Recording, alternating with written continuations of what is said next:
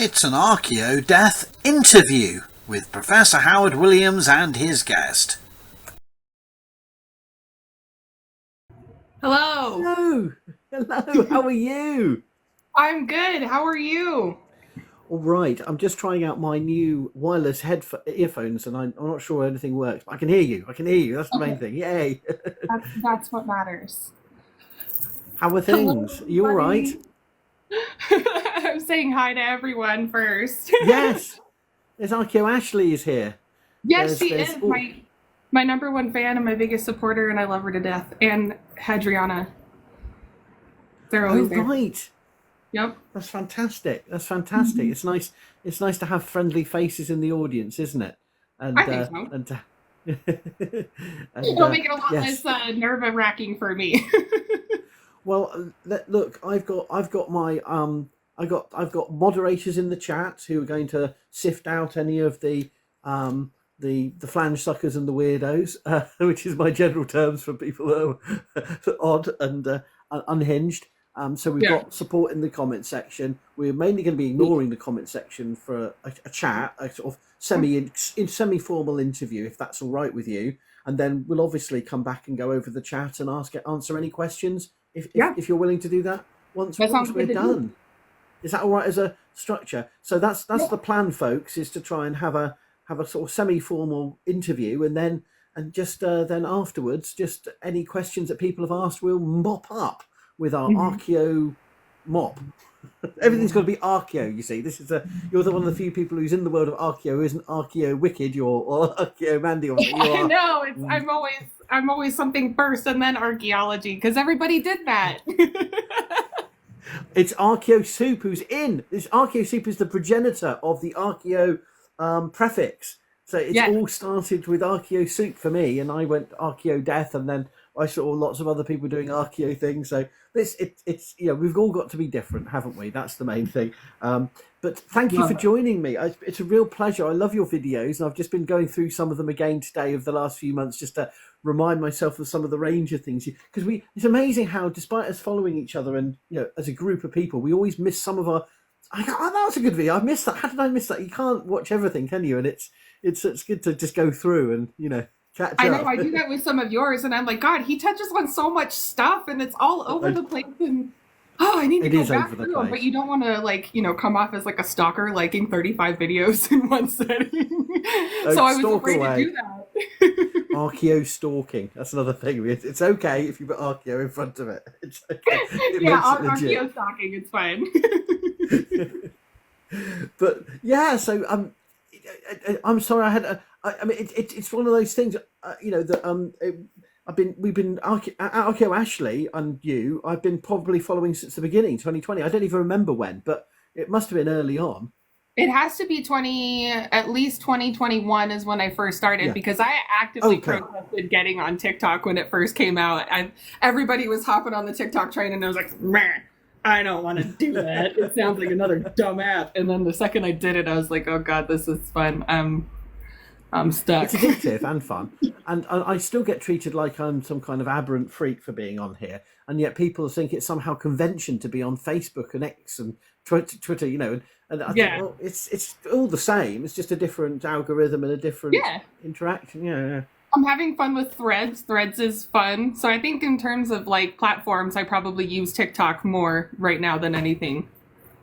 I'm on Threads, but I haven't really done much with it. So I don't really, I don't know. I didn't use Twitter, and I think that's all it is just a glorified Instagram Twitter.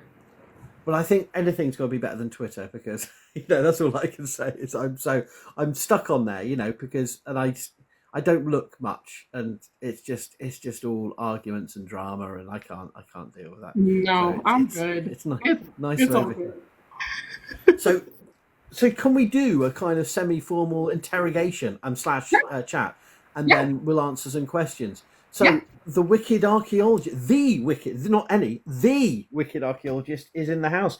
So I mean, how did you get to be who you are? You're an archaeologist. You're doing the thing.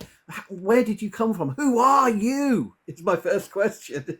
I've actually always wanted to do something along the lines of this, history or archaeology. Like one of my favorite stories to tell people is when I was 3 years old, my dad used to remind me that I was sick one time and my parents would let me stay in their bed and watch TV. And he would bring me snacks one night and I was not feeling good. And I kept going back to this Civil War reenactment on the History Channel. And he knew then that when I kept going to like National Geographic and Discovery Channel and the History Channel that I was going to be more academically inclined. And he fueled that giving me books for like Easter and holidays that we didn't celebrate conventionally like everybody else. And by the time I got to college after the Army, I had actually settled on photography.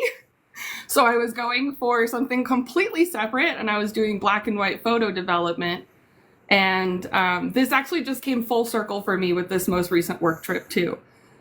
When I first started college, I was actually at UNLV and I was a freshman when I took my first anthropology class.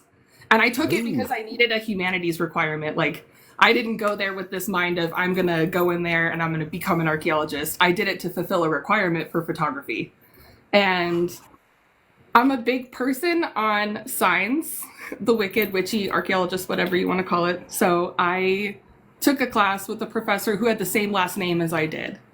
And not only did he have the same last name, but his class was fantastic. Like I fell in love with everything he talked about. I loved the process. I loved learning. I loved what he talked about. I loved what he showed and demonstrated. He did like a live in-class flint napping demonstration. He was very broad and talked about how everything really was in tune with each other if we really just paid attention and we were willing to learn about other people and how we all were interconnected and interacted.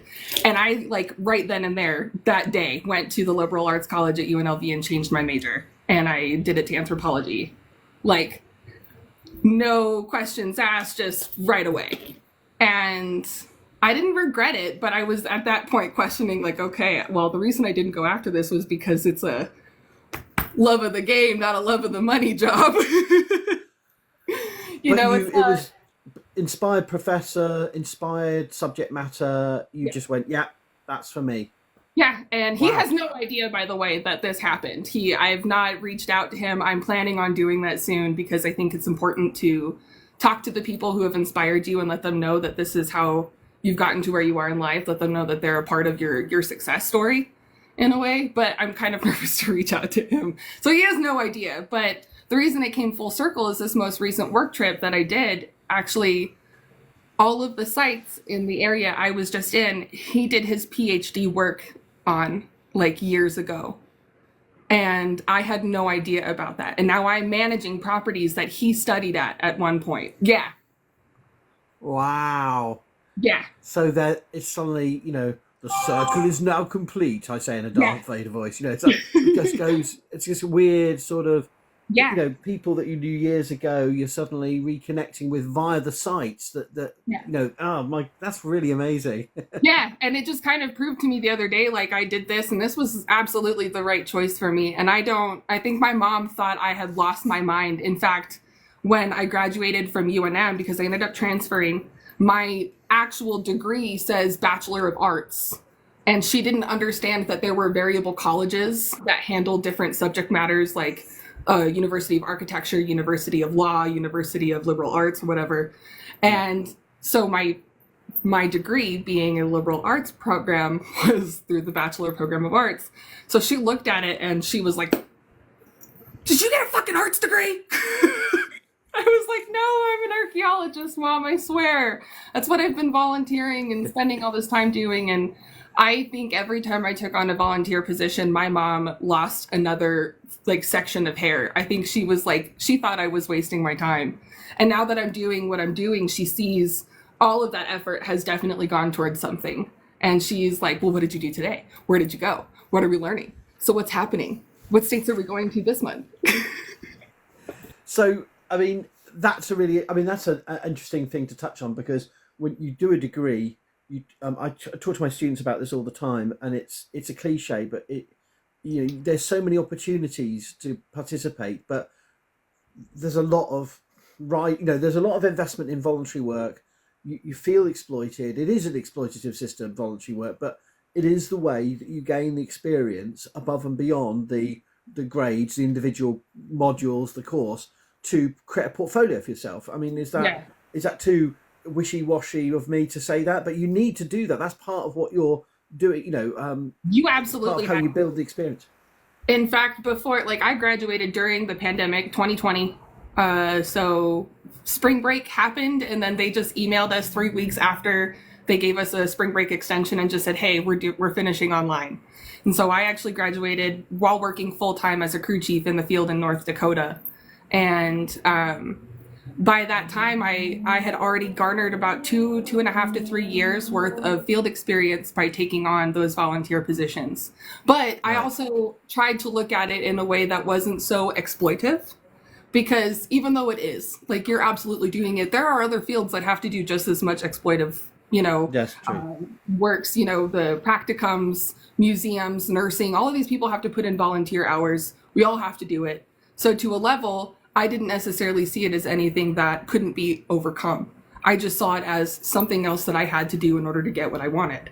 And at that point, when you're passionate enough about something, you're going to do what it takes to go do that stuff. You're going to look for those opportunities. You're going to make time out of your day to go accomplish those things, to put on your resume so you can look better when the time comes if you're serious enough.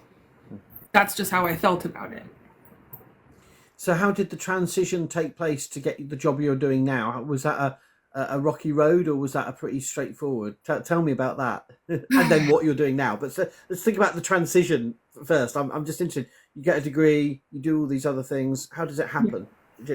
I got a degree, and then I was living in one state, away from family and everything. So I've not lived with family since I was 18. I've been independent since then. And so I was living in one state, and I got a job completely across the country in another region, and I took it, and I was there for about 9 months. And then I actually got laid off a week before Christmas from that company when I was one of like 3 or 4 other people. So it was a group thing, and that company is no longer around. It had some issues. It was going through its own changes and whatnot, and those people have also since moved on. But that got me back here. And so there have been several times where I have questions like, what am I doing with my life? Like, these companies don't offer benefits. They're not paying me full-time for full-time anything, even though I'm working all of these full-time shifts and doing all of these, 7 to 10 day week-long projects. And some of them were even longer.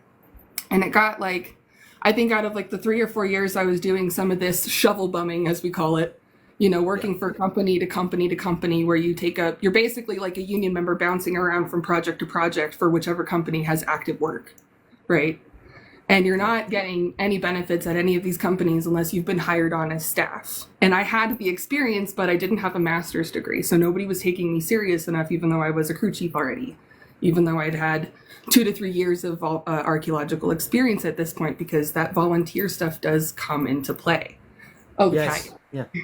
Yeah, so that stuff, it all started to add up, but I still was struggling to get full-time work. I felt like I wasn't ever going to be, like, nobody was going to take me seriously. And because I had worked in now a cumulative 3 separate regions archaeologically, I didn't feel specialized in anything.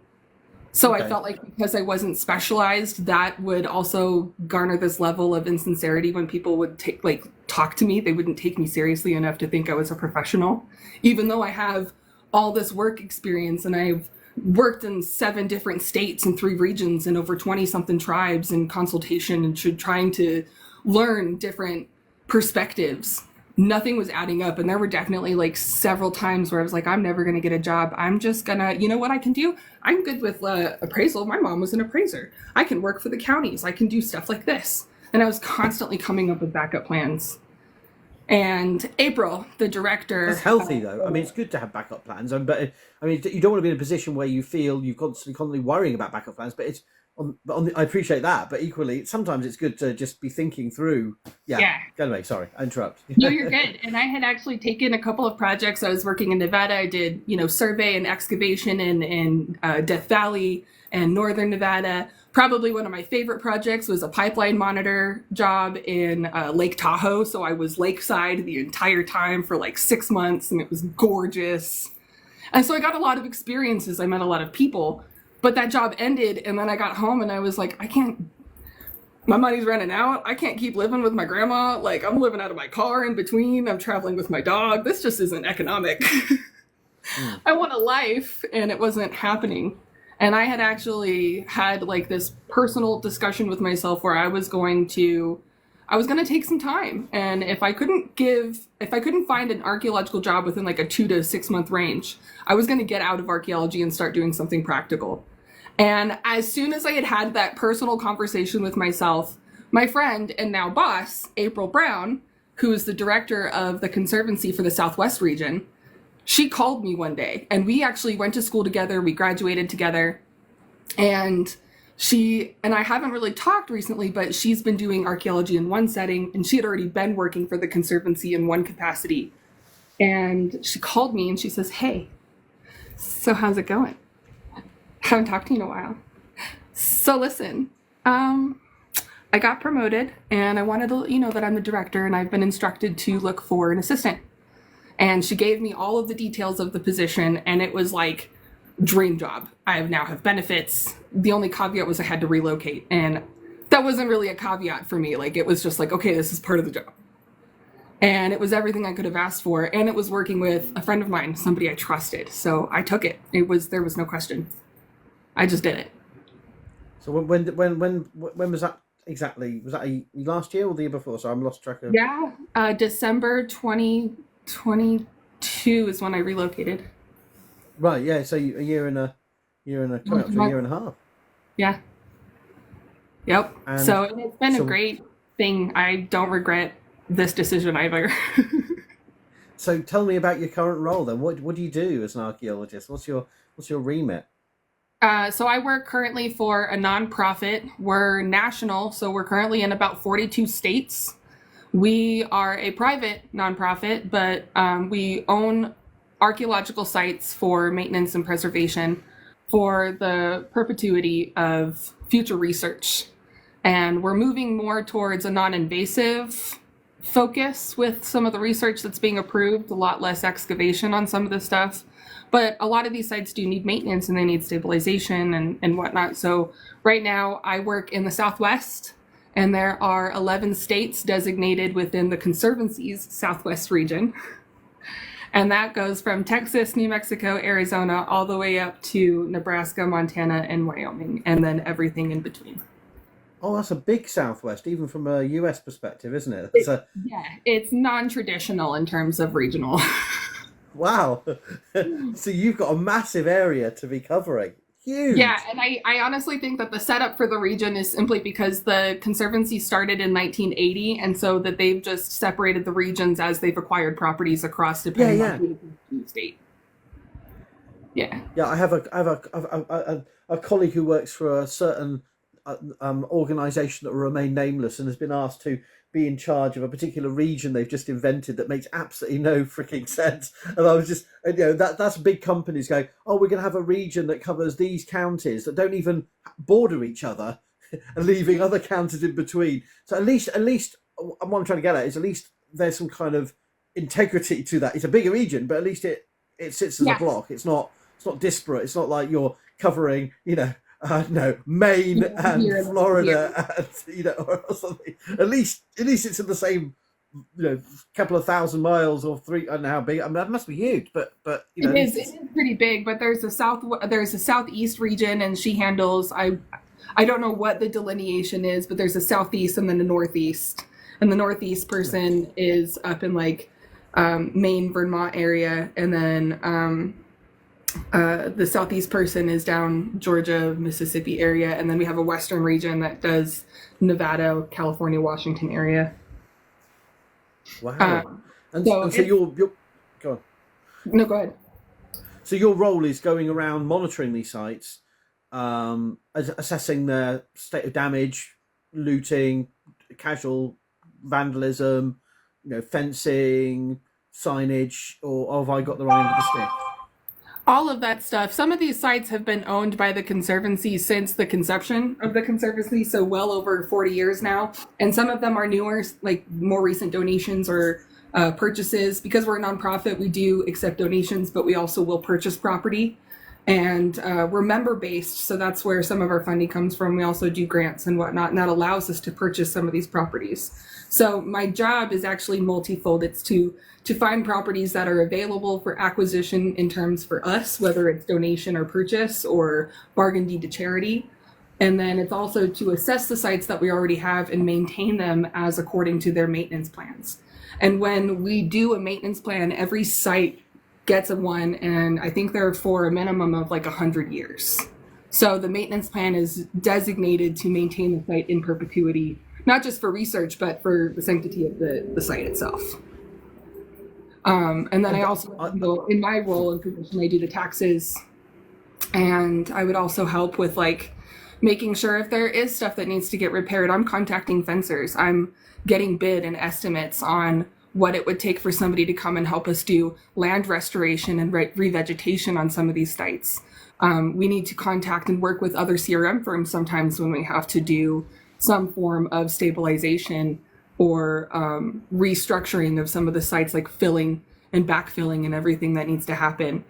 So there's, depending on what state we're in, what county we're in, I have to be very specific for what site I'm at and know which partners are going to be good for us to work with, whether it's with the tribes locally, whether it's with the county, whether it's state presence that needs to be had, like the SHPO. Some of that stuff needs to happen as we're going through some of these and acquiring properties, and others not so much. So these sites are tracts of landscape that may contain former settlement sites, burial sites, sacred sites that you may not know how to categorize, but they are known for. I mean, how much do we know about the sites in terms of, is it late 19th, early 20th century, primitive archaeology, basic archaeology, early archaeology, or are some of these sites recently been researched or investigated? So it kind of varies. So like we're working on acquiring a new site in, I want to say, Colorado, Utah area. I'm pretty sure it's a completely unresearched village site in the Utah area. So we have some that we're getting that are new, and then others that they've been so excavated that, like, when I went down to Silver City this last trip, that was the 1980s trench style. That has been excavated so much that archaeology is now a part of the record, and the site exists as the trench. Yes. So some of them have been heavily researched and some of them not. And then others, sorry, I'm losing my train of thought. Repeat the question just a little bit.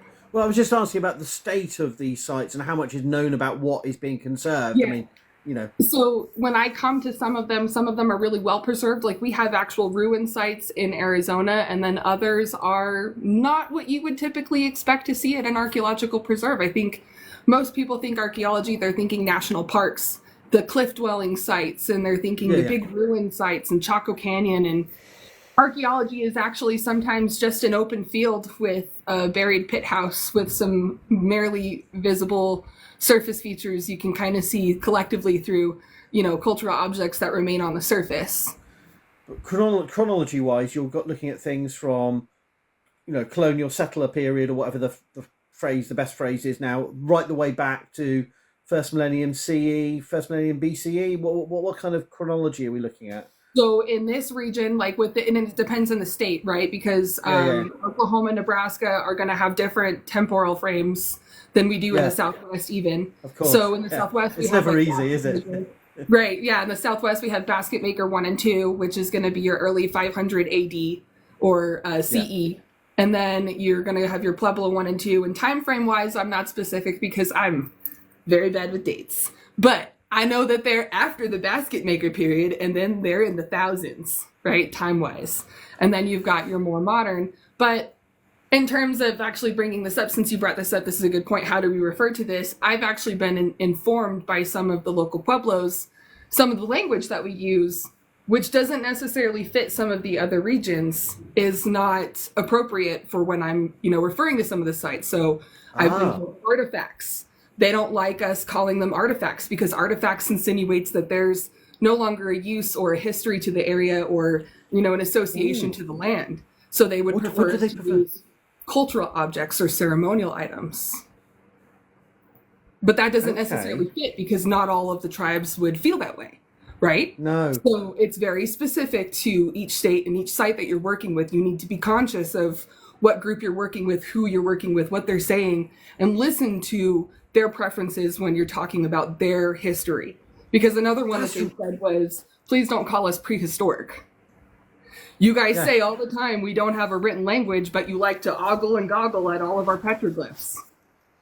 Can I just chip in here with the gall of some European prehistorians having a go at me for my dodgy labels, which I know are dodgy. The early historic period that I use is riddled with dodgy labels, ethno-nationalist linguistic labels. But I will not be lectured to by people, prehistorians, with their crappy technological Neolithic, Bronze Age crappy terms, telling me as if their terms are neutral. And whereas I've been aware long term that in different parts of the world, the very categorization of prehistory is a colonial imposition, a denying of history. So that's my own personal rant about, don't not you or anyone here, but just my finger wagging at screen. He would say, you calling us prehistoric is like this insinuation that we're not here, and we're still very clearly here. And this use of, looking and appreciating our petroglyphs at a national park, well, they might not be considered a language as language is considered in context today, but to us, that was a form of communication and, not just artwork to be admired. So he said, and this, again, also doesn't fit for every region, because I asked somebody in our southwestern portion of the site, what do you prefer? Do you prefer prehistoric or pre-contact? Because the Pueblo members said, we prefer pre-contact, because that insinuates this delineation of we were here unashamed and unbothered, and then we were bothered. Hassled, harassed. We were removed, we were forced out, we were, everything that happened to them. It's this disassociation from the actual honesty of the term itself. Yeah, our terms are riddled with problems, aren't they? And that's good to hear, and good that you listen and adapt. Yeah, sorry. Oh, yeah. No, you're good. I was going to say, I think people fail to recognize that archaeology itself is a field of science based in colonialism. Like that history is never going to go away. So the sooner we recognize it and start working around it and adapting towards that, we'll have a better chance of actually making some progress on some of these other sites. Absolutely. And particularly in regions like that. So is a lot of your work with indigenous communities, or is it only a fraction of the local dialogues you have? It depends on the site. So for instance, some of them are historic sites, so they're just a historic component of the site, meaning we don't have any archaeological record previous to whatever historical point. Like we have the Meyer pottery kiln in Texas. I'm sure there's presence there, but there's very little record of it outside of the pottery kiln because of how big that site is itself. And then there's other sites you can clearly see are this multi-component across the region, right? And then other sites are more archaic. I just found a site that I didn't know that we had, because we don't have it. We own an easement. We're like an easement partner on this property because we help to maintain the archaeology on there. And I was just like, oh, okay, well, why is it? Well, it's because this site is a really rare, high altitude archaic site. And it's a seasonal round, which means they were going there for some resource seasonally. And it was really, really high up. And there's a lot of evidence that's been left behind. And there's not many of those sites still left around. So we help to protect that site.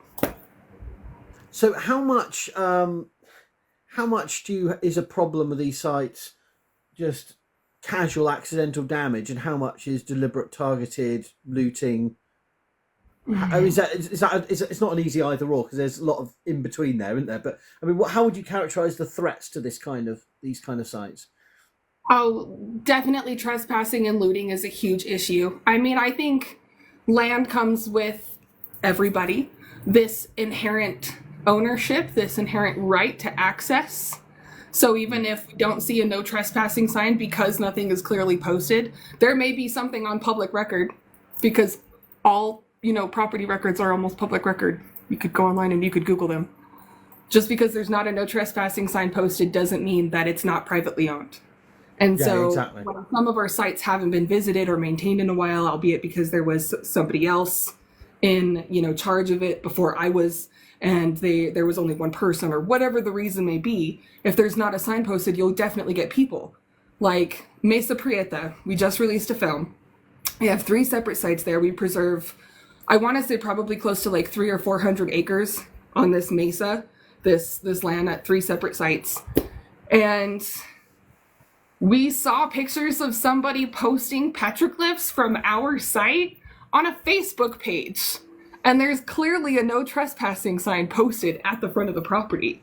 But because it's not gated, it doesn't matter. So some of the issues we have to work with are, well, how do we secure the property? How do we make sure that people aren't going in?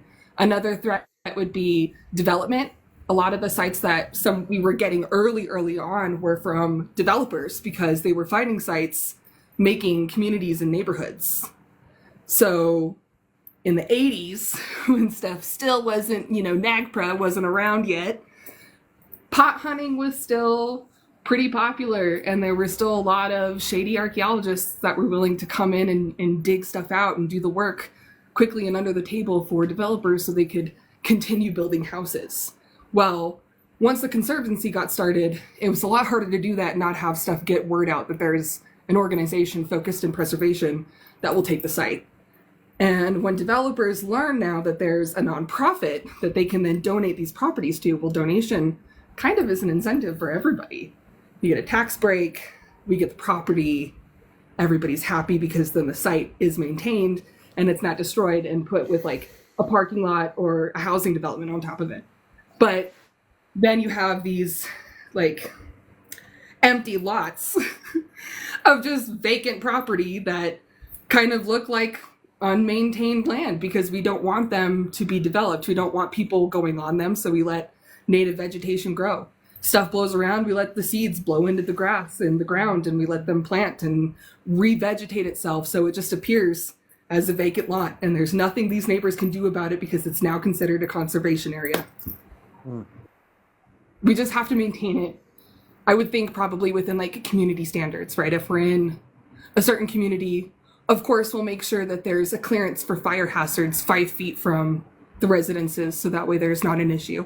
We're not going to just sit there and be like, no, you can't go on the property.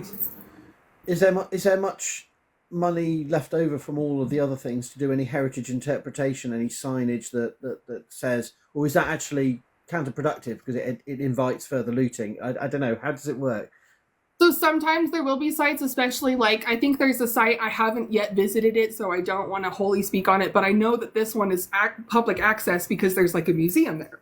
And it's it's a multi-component site that we have in Denver called Lamb Springs, and there's like mammoth stuff and everything there, and that one has actual signage, and it's like a walking park that you can go through. I'm pretty sure because I haven't been there yet. But like, so like that one, yeah. But then there's other sites, not so much. But it's something we're working on because in the southwestern region, you're talking about a region that's only had one person managing it for the last probably like 12 years or so, and now there's 2 people. So what one person was doing, we now have 2 new people taking on, and we're bringing in some new methods of how we handle something, some new focuses, I guess you would say, like management of some of these sites and securing them is more of a focus than maybe it might have been before. And we haven't seen all of them because we have like over 200 in our region. Well, you've said all this, but in my mind, I'm just ignoring it all and imagining you like Jimmy Stewart in The Man Who Shot Liberty Valance, rocking up in town with an archaeology survey book and trying to explain to these no-gooders who are rifling sites that you're the law, and put up your sign going, archaeologist, No. Sorry, I'm just my romantic youth of watching old West John Ford Western films. But anyway, no, but I think they should be doing films about you guys, or fictionalized versions, doing this kind of, you don't want to be putting that through there, and then sort of fast shooting, sort of seeing them off, running out of town. And I have never thought that I would encounter crazy stuff, but I have definitely had to have a sheriff meet me out when I've solo traveled. I've definitely had to archaeology comes with a, hey, what am I going to find in the desert mentality type today anyways, because people do weird shit in the desert, you know? like you I heard stories about this on my one visit to Arizona, and the place where I visited, and they did say, we get the full range of things happen on the land of the archaeological museum, the Amerind Foundation Museum thing down in Dragoon. I think it was And anyway, it was really cool. And they do find, because they're right next to the Mexican border, of course. Then they find evidence that people are moving in. It's a zone of migration of so you have that whole dynamic as well. So it's a really interesting landscape. But no, I mean, so you've got a really amazing, cool, far-ranging travel job. But what do you think are the big issues that archaeology, from your perspective, and I know everyone's got their own perspective and balance, what is the big issues that you think archaeology faces now, in the current world? I mean, do you feel we're a much more accepted discipline, or do you think we've got a long way to go? What do you think? What's your take on archaeology as a subject area? I think it's a mixed bag. I think there are areas of archaeology that are more publicly accepted than others because there's a lack of standardization. But that's really hard to do when archaeology itself is based on the differences within regions. So it's hard to standardize when you're literally studying how everything can be different yet conjoined. And I think that a big issue we run into is this lack of understanding and education. And archaeology is already such a destructive and a harmful science, not only just being based in colonialism and having a mindset that we have to be open and willing to be understanding of other people and having the ability to be approaching of perspective. I think having the acceptance and ability to be open towards education about other cultures, and not just other cultures, but how to visit sites, this whole visit with respect momentum I've been pushing from, which is originally started by the Bears Ears organization, which I think is in Arizona.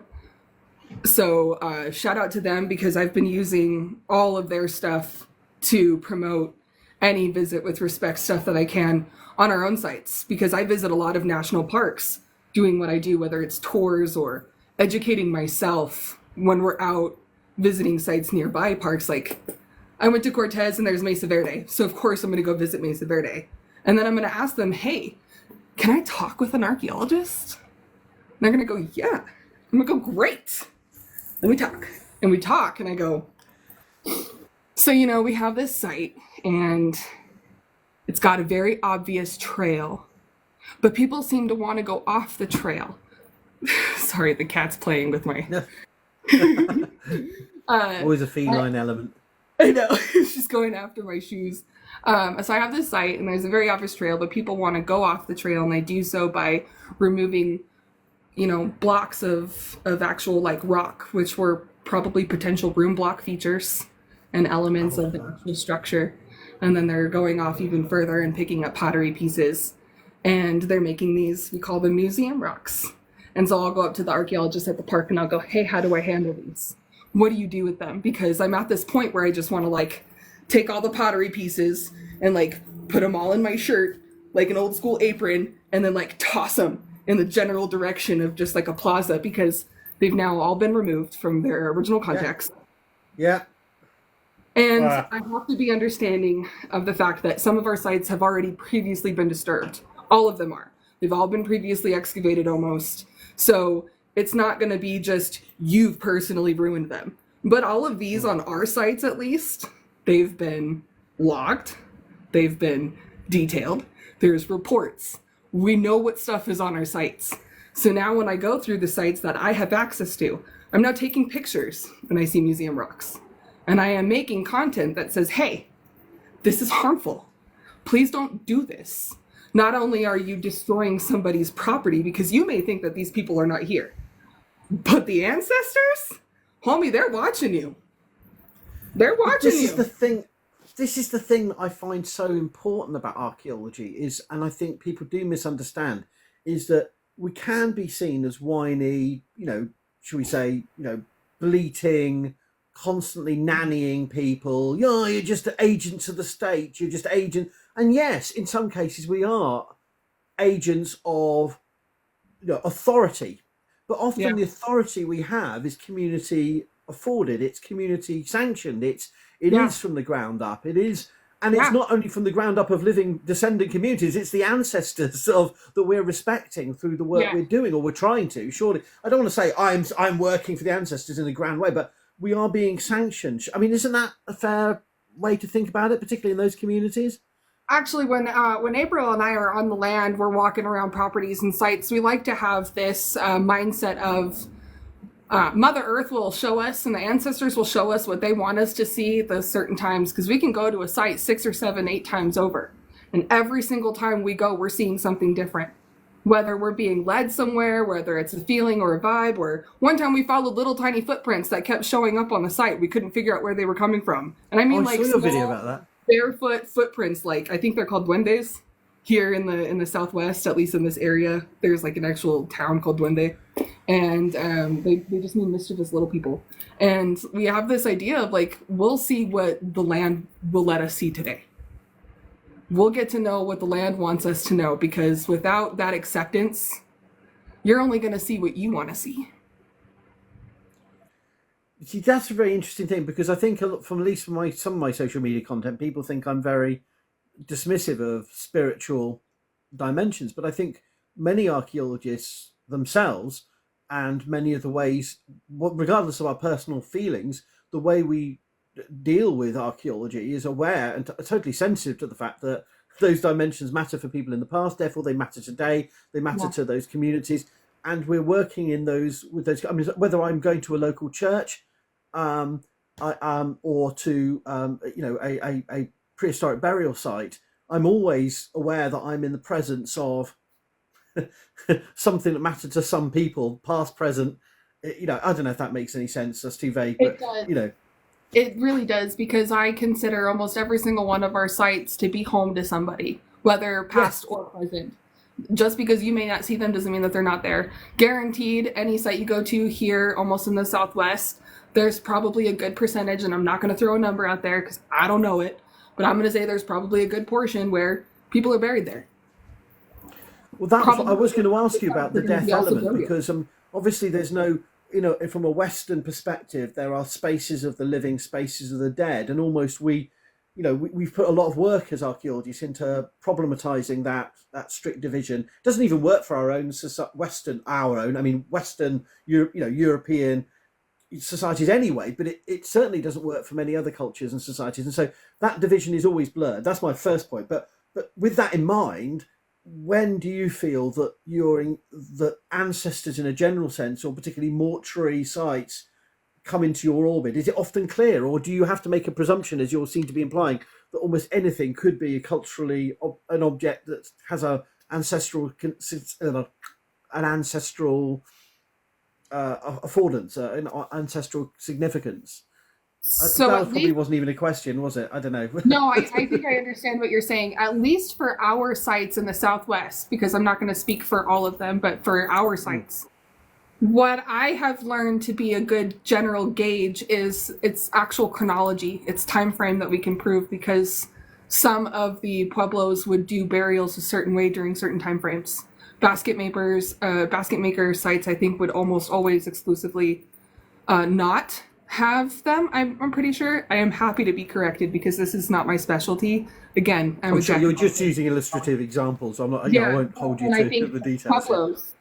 The Pueblo time frame, Pueblo 1 and Pueblo 2, they do bury their ancestors within rooms, and sometimes rooms were discontinued use after that, and they were closed down. It's kind of this, I'm going to toss this idea too of our concept of death and burials today is contextually different than it was back then, the same way we view trash, because you usually will see what we call middens in tandem with these burial sites, and people will go, oh, this is a trash pile, this is a trash pile. It's actually very disrespectful, because some of those were ceremoniously offered and not thrown away because they were trash, but they were discontinued purposefully, and so this isn't trash to them. This is where they just decided this is going to go back in the earth now because it's finished its job.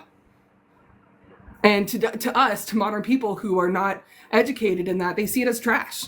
It's a trash pile. It's a midden. It's a midden trash. No, it's not. Again, correct me if I'm wrong, but I remember reading a long while ago about Northwest Coast communities who return salmon bones to rivers as part of that cycle of, it's like, or part of the animal, part of the fish that's been, you could goes say back. that for pottery. You could say that for cultural objects such as, awls, bones, tools. Anything, I think, manipulated could be offered back up. Just because it's broken doesn't mean it didn't have a use for them. Stuff was repurposed and reused and reutilized all the time. Pottery, just because it was broken didn't mean anything. Those could be turned into game pieces, spindle whorls for weaving. They could be turned into pendants. Like, pottery had many uses beyond being a pot. So what you seem to be saying is that we're still, as a discipline, on our decolonizing journey to understand these indigenous categorizations, understandings of the landscape, the past, the cultural material we're trying to conserve, and we have a long way to go. Yeah, we have a very long way to go, because there's a lot of perspective to be heard. There's a lot of stuff to learn from all of these people. Every tribe, while similar in some way, is different, and they have their own belief, and they have their own system, and they have their own language, and their own dialect, and their own thinking, and their own traditions, and all of those need to be considered when you're looking at the context and the history of the site. I mean, all I have is a much easier, but still massive challenge. You're trying to work with every local community on the English-Welsh border has different attitudes and perspectives, and also Welsh and English archaeology work completely differently, but no one will admit it. So it's really weird. So I obviously work in England, but in Wales I live, and I can see the different planning laws, the different conservation methods, the different funding, the different politics, and the different organisation, and it's just it's really interesting. And we still have the default English Anglo-centric perspective on Welsh archaeology, and it's really different. And I haven't really articulated much of this publicly, but I observe it and I watched it. But that's nothing. That's a completely different landscape and world and issue from working in the region you're working in, of course. But I think there are challenges everywhere to get past the sort of... I get met with those questions of like, oh, did you dig up any Indians today? Or did you dig up any burials? Did you find any cool pottery? And I'm like, I don't do that because that's not ethical. And like Ashley brings up a very good point. Tribal knowledge itself is very highly underutilized in terms of interpretation of anything. And I don't know what I would do if I didn't have some of the tribal connections in my job currently or before I got this position, because like I've learned so much, not just about the way I see the world, but like creation stories. Like I worked in North and South Dakota during that job before I got laid off, and I learned some of the coolest origin stories and traditional stories from the Oglala Lakota because I worked with some of the members that lived on Pine Ridge. And it was probably one of my favorite work projects. As miserable as that job was, that experience and just getting to hear their perspective, to work with these people all the time, to survey, to learn what I was doing while out in the field with them, that was probably like, those times are my most cherished times in the field. So I have a final question for you, but we don't have to finish now. There's a final. So I wanted to ask you at the mortuary sites, but at the end, but we've kind of done that already. But unless you want to circle back, that's fine. But the one question I wanted to ask, and I ask a lot of people, is social media, good or bad? I mean, for archaeology, I mean, you're obviously doing great. You've got a great following. You do your videos are engaging. You're showing the archaeology. You're showing the landscape. You're showing the vegetation and the moss. All of it's part of the story. Yeah. But I wanted to know what your perspective is on, archaeology on social media and how what are we doing right with it? What are we doing wrong? What do you think about it? I think there needs to be more. Well, let me start with saying that currently for those in not in the US, there was something recently passed, and Ashley can contribute in the comments because she's much more familiar with the exact wording, but there was something that has to do with imagery being passed. The SAAs did a whole deal. There was a letter put out that we were no longer going to be able to publish pictures of anything mortuary or burial. And that has actually caused a really big amount of uproar in the American archaeological community at the very least. I missed all this. That's really interesting. What you mean, any mortuary archaeology site from America or from anywhere? SEAC, funerary object photos. Yeah, so anything to do with funerary relations and associated objects, which is, it also kind of plays into this big movement we're seeing going across the museums, where now collections are having to go through and prove chain of custody for collections and associations to mortuary features or not. But I thought there was already a long tradition of publishers and organisations not publishing human remains and grave plans and stuff. I think there was, but this now extended to like new research being currently published and stuff. So it left a lot of discussion. And I'm happy to, again, be corrected on this because this is not my world. Yeah. But I read a lot of it coming from people that I was, in contact with, and they talked about it like basically being difficult to get published for some of them because all of their research had to do on a mortuary feature. And this new ruling now basically said that they couldn't do that. So that's a okay. So how does that affect us on social media then? Because I think on social media, it's harder for people to want to get engaged because they don't understand the scientific jargon that comes along with a lot of archaeological aspects. Reports and stuff are very jargon heavy. So I've tried really hard to make my stuff relatable to a point where people are wanting to be interested, to break it down, not so that way like it's like for a child, but so that way the common person can understand basic concepts of archaeology without having to go and get a bachelor's or a certificate or watch a video. Best suggestion, Time Team and Time Team America. They're great, man. Like, they have some of the best examples of the archaeological process. And I've thought I've struggled with social media doing this because I watch a lot of other creators have bigger platforms and bigger voices. And at first I struggled to figure out what I wanted to do. I wanted to focus on. Yeah, like, where do I want to go? What's the direction I want to go in? Do I want an Instagram? Do I want to do this? And, I make jewelry on the side, so I have an Instagram for that. And at this point, I'm feeling so overloaded with social media that, like, TikTok is the only one I want to put effort towards in terms of education because I get the best feedback that way. Absolutely. So we've got to be selective. We can't be, individually, we can't do it all.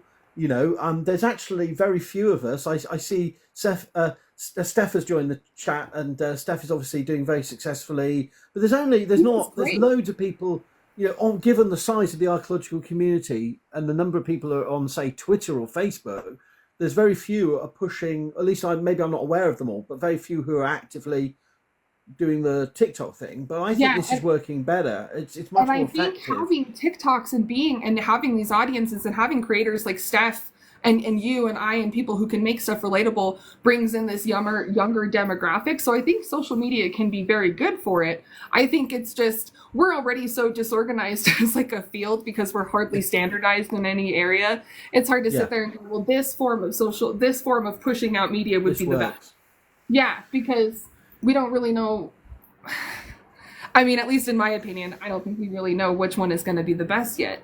It's really hard to separate for some people between the pseudo-archaeologists and the actual archaeologists, the people that are presenting information because it's cool news versus people who are educated and have the scientific background in it and can explain it and answer questions when they're being asked, like Anna, the archaeologist, or asking Alexandria, or even Ashley. These are all good resources for people who know their stuff about archaeology. And we're seeing either kickback because we're women on social media or because we just have a smaller platform, so our stuff isn't getting pushed out by the TikTok algorithm, regardless of sex, or the topic of it being, a science and not even a hard science at that. We're not a STEM, so sometimes we don't get pushed out into the algorithm because we're not good enough as scientists. That's a good point. I hadn't really thought about that, but there's that.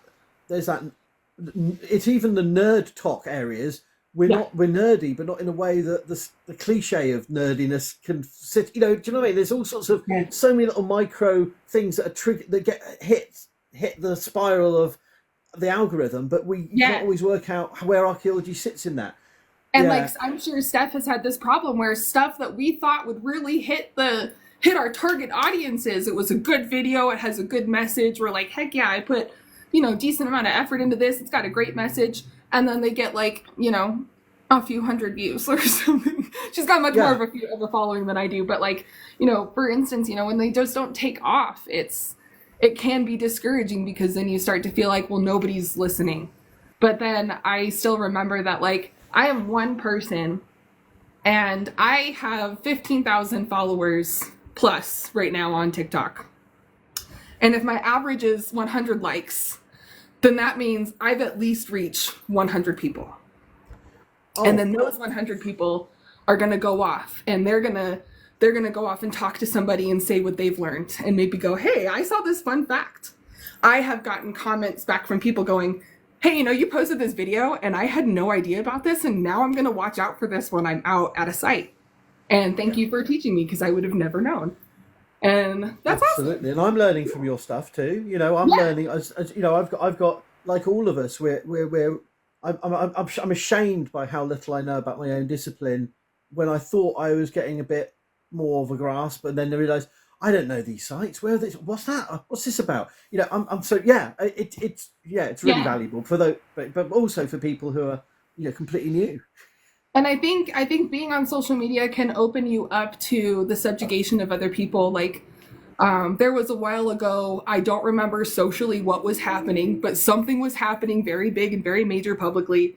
And I made a video and somebody made a comment of, you're talking about this and they're so-and-so, blah, blah, blah, blah, blah. And I was like, have you seen my profile? I will talk about it when I have something to talk about. But for right now, this video happens to be about the subject of which I specialize in. You don't have to comment. You can scroll on if you don't like it. But at the same time, I use my platform as a form of advocacy for things. So I wanted to make sure that I wasn't just saying that superfluously and not actually taking action on doing things that actually matter. I still try to be active, but they came to me after they had this conversation with me and I said, why don't you message me privately? And they said, well, how come you talked about this? And I said, because this is what I specialize in. I'm an archaeologist. Why would I not talk about archaeology on my social platform? I think there's a lot of, I think obviously there's a gender and there's age and there's so many, but whoever you are and whatever gender you may be, you still get abuse. But obviously it exponentially gets more depending on whether the particular target audience and you can't be successful without someone having a go, and sort of making an issue out of it. And but I think it's a foothold in the door. And can I give you an example of someone who, I won't say their name and who, but a certain person from a particular different part of the world than either of us, who's a mutual of mine, who's Indigenous and does videos on a particular topic, contacted me privately and said, what's the point in what I'm doing? And I said, you have to think about it selfishly. And I said, this is going to sound really cocky, but it's almost exactly what you've already said. So I venture this won't jar you too much. So it doesn't matter how many views you get. It doesn't matter how many likes you get. If there's if you can imagine one teenager of your community who didn't previously know about the issues of your Indigenous rights or whatever it may be, I won't go to the specifics, has learned something. And that was my first point to them. And my second point is now I challenge you, I dare you to imagine there's only one of those teenagers. There's always going to be more than one, but it doesn't have to be many for you to make an impact. And this is why I'm sick of, in the university system in the UK, our impact in terms of engagement has to be about whether we've changed somebody's, we've got written evidence that we've changed someone's perspective. But actually a lot of this is hidden, it's silent, it's invisible. You make 2 years later, someone may go, oh yeah, I remember that video by the Wicked Archaeologist who talking about moss or whatever it may be. You can't predict it. You can't sort of, it's not a capitalist, quantifiable feedback, and so I think you have to think selfishly and small and think, well, as long as somebody's learned something, then I've done my job. I think, I don't know. But... Yeah, it's a very Archaeology, like many other jobs, is very non-gratifying in the grand scheme of things, but if you're very passionate about it, then the little successes you have are the most gratifying about the job because they're the ones that you work so hard for.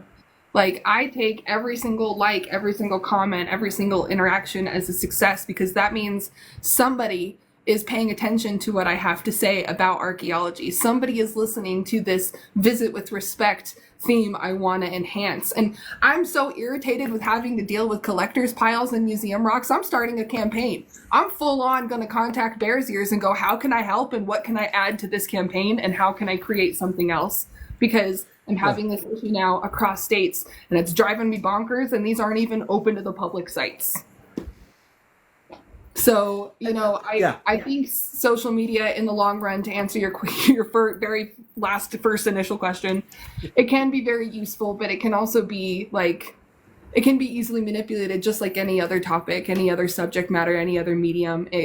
And I think as long as we're continuing to be open-minded and willing to allow platforms like this for however long TikTok is around, we have this option for education that's more accessible for people. And I would love to be able to continue putting out educational videos, shorts, longs, whatever. I don't know if people watch all of them, but I'm going to keep doing it regardless because I get something out of it just sharing what I've learned. Whether it's from a book, from a report, from talking with some of the Pueblo members that I get to interact with regularly. They're some of the best people I've ever met, like, on this planet. Some of the best people I've ever gotten to work with and interact with, and they genuinely make me love my job every single day. Wow. That's the point, isn't it? And yeah, I have nothing to add or to comment on that. But that's brilliant. Because I'm very satisfied and happy with what I do, trying to just do it for other people. Like, that alone is gratifying enough for me to want to stay in the job. I just want to say thank you so much for taking your time out of talking with me, because, you know, it's lovely to be mutuals with you. It's lovely to learn from your videos. And thank you so much, Mandy. It's been brilliant talking to you. Everybody who came, I love everybody who participated in the comments, that contributed and has stuck around. And you guys are all awesome, and I appreciate you, and I hope to see you later in the TikTok field. And thank you for having me, Dr. Howard Williams. This has been I have to say I was really nervous, but this is my first time doing anything like this, and this was such a fantastic experience. So I don't think I'm nervous anymore. But it is a bit dislocating because you're looking at the camera, you've got comments, and I still get a bit nervous about it too. So it's not just you, but equally, I'm glad it's been okay for you. And I told my boss, I said, I think it's easier not having visuals of people actually staring back at me. I know you're there, but I can't see you, and that helps. Fantastic. Well, I shall say good night, everyone, and good night, Mandy. I'll be back next Wednesday for another Archaeology TikTok Wednesday Live. And just my sort of, I don't know why I do that. It's like I can't help myself. I have to do a sort of cheesy TV thing. But you know, I can't. I'm a victim of my own Howardness. You know. But apart from that, thank you, Mandy. Lovely to talk to you. Have a great week, and you as well. We'll have a good night. Keep good, and thank you for everything. If you've enjoyed this Archaeo Death video, why not check out the Archaeo Death blog at howardwilliamsblog.wordpress.com.